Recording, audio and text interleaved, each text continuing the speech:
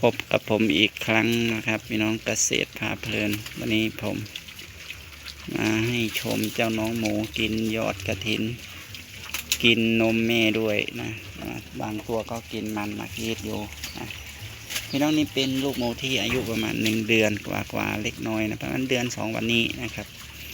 ก็วันนี้ให้อาหารยอดเย็นนะเรียกว่าเป็นกระถินยอดกระถินน้ำมันมาคีดไปด้วยกันเลยก็กินดีนะครับเจ้าหมูน้อยนี่เริ่มกินอาหารแล้ว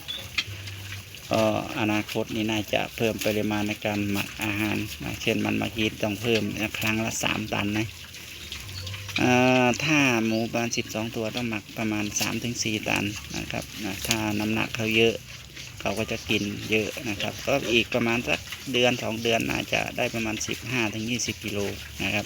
หมูป่านี่จะโตไปเกินเดือนละ4 กิโลนะเต็มที่5 กิโลนะครับเพราะฉะนั้น10 เดือนนี่ก็จะได้อยู่ประมาณ10 เดือนนี่น่าจะประมาณ50 ถึง 60นะแต่ผมคิดว่าน่าจะเยอะกว่านั้นนะครับนี่หมู10 เดือนเท่าที่ผมเลี้ยงมานะนี่ประมาณตัวเมียเนี่ยแม่เขาเนี่ยอยู่ประมาณ80 ถึง 90 โลนะแม่ดำนี่ประมาณ7 ถึง 80ส่วนเจ้าพ่อพันธุ์นี่ประมาณ110 กิโลครับใหญ่มากนะดูเหมือนอาจจะเล็กพี่น้องหมูป่านี่จะน้ำหนักดีพิเศษเลยนะเนื่องจากเขามีอายุนะครับแล้วได้กินอาหารธรรมชาตินะเรียกว่าน้ำหนักดีนะครับเนื้อแน่นนะพี่น้องสำหรับวันนี้ผมเกษตรพาเพลินนะครับก็มานะครับทำคลิปให้พี่น้องได้ชมกัน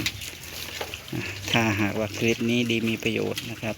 ก็ฝากกดไลค์กดแชร์เพื่อเป็นกำลังใจในการทำคลิปถัดไปนะครับสำหรับวันนี้ต้องขอลงคลิปไว้แต่เพียงเท่านี้นะครับพบกันใหม่ในคลิปหน้าสวัสดีครับผม